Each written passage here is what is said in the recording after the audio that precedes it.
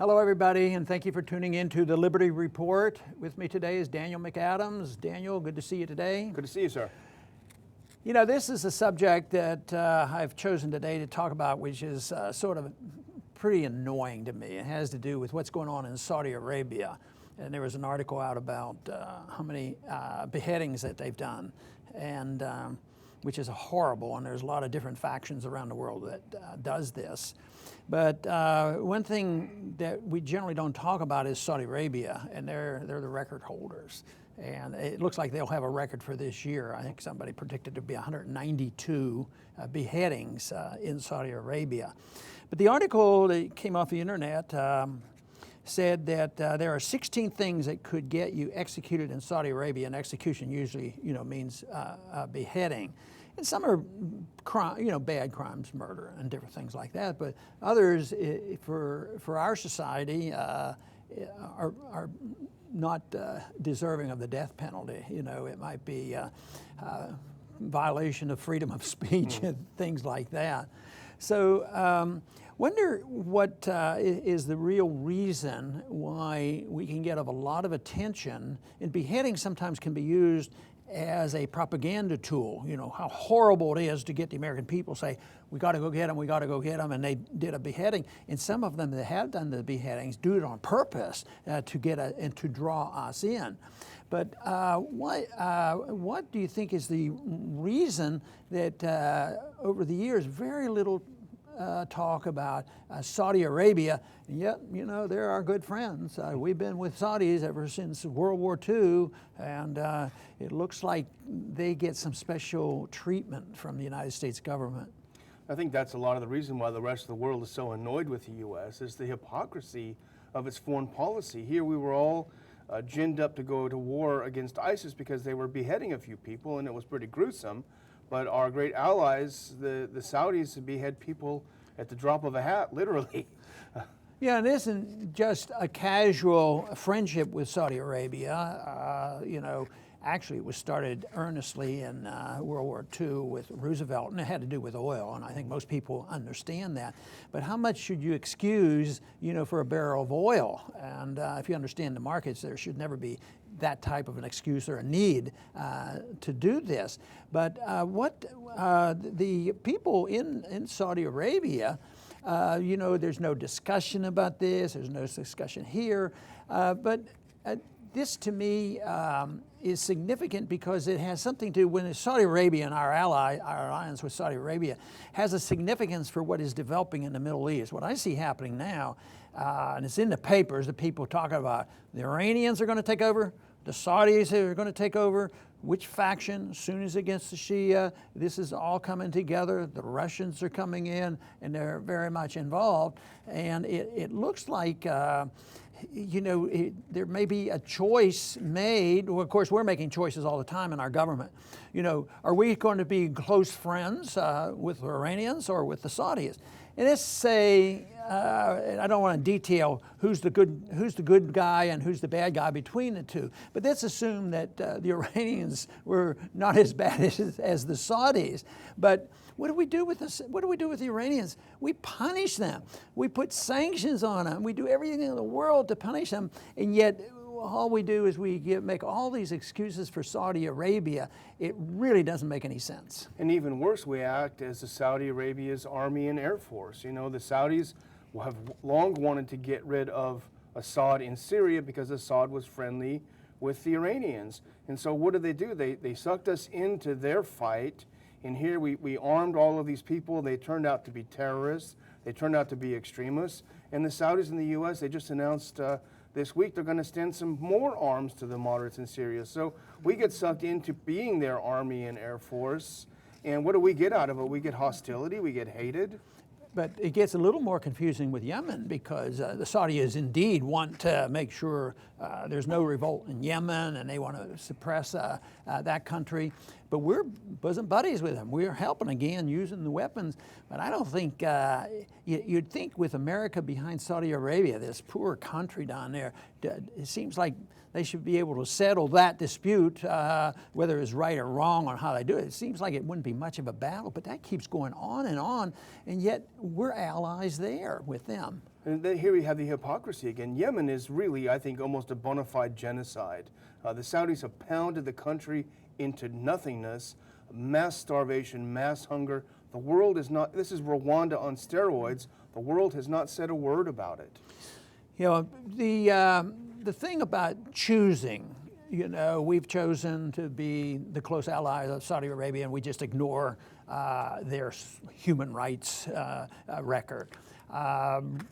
We do the opposite with Iran. They have violations as well, but we can't stand them, and we do everything to punish them. Hopefully that is changing a little bit.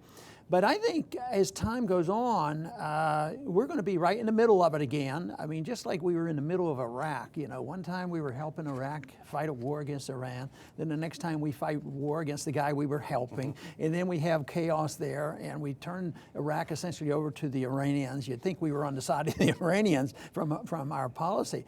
But as this builds, you know, especially with the Russians in there, and America, our policymakers, I don't think we're going to walk away. We're going to walk away when we're a total failure and maybe incapable of doing anything. But it seems like we're in the middle of a fight that's getting bigger and bigger, and it could involve hostilities for our military, even though no boots on the ground. You know, that's the record. We can do anything: drones, bombs, sanctions, punish, and everything. But no boots on the ground, because the American people have spoken. But we know the boots on the ground are going up, you know, in these countries. And if this becomes a major thing, let's say it gets to the point where Saudis are really in deep trouble. They're in trouble financially now. What if we're not able to protect Saudi Arabia? I mean, I wonder how much it would take for us to be really involved militarily. That to me sounds like a very dangerous situation. Well, speaking of dangerous, look in Syria now, with the U.S. and Saudi Arabia deciding to send even more weapons to the opposition, to the rebels. Someone pointed out this is only 1 degree removed from the U.S. directly fighting the Russians, because these rebels are attacking the Syrian government, which is backed by the Russians right now. So how far are the interventionists in the U.S. going to push it toward an all-out hot war with Russia over a piece of territory that means very, very little to us? You know, and I've already indicated that we have a choice that somebody in this government is going to make, Saudis or the Iranians. But, you know, they never think about another choice and look at the futility of all this, because maybe this is a good example of why are we in the middle of it? Why couldn't we avoid being in the middle of this? Because it looks like another no-win war for a lot of people. You know, if we let two people battle it out, if they have these hostilities, but if we weren't involved, just think how many less weapons would be in that area. But we keep pounding it away. But the Saudis were running out of money too, you know, with the oil prices down. That is sort of unbelievable that a country that wealthy, and so there's going to be disruption. But they don't even draft their own people to fight the war. They have to go out and conscript elsewhere to get soldiers to fight. Yeah, over the weekend, I think it was 10,000 Sudanese mercenaries that they've imported. And if you remember, the U.S. has condemned Sudan for years and years for the brutality of their army, and now it turns a blind eye to this army coming in to fight in Yemen, which, you know, just to make things that much worse. But you'd wonder why, we do this all the time, you wonder why they don't see the practicality of having a different policy and the impracticality of doing what they've done with intervention.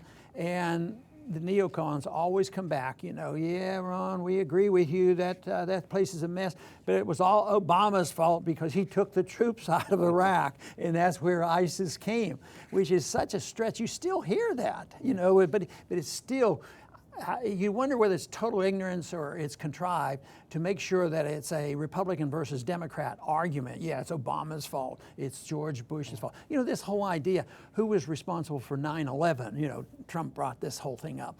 And I think they missed the whole point for Trump to say that it had something to do with George Bush. I mean, a couple months after he's in office, I mean, he didn't cause it.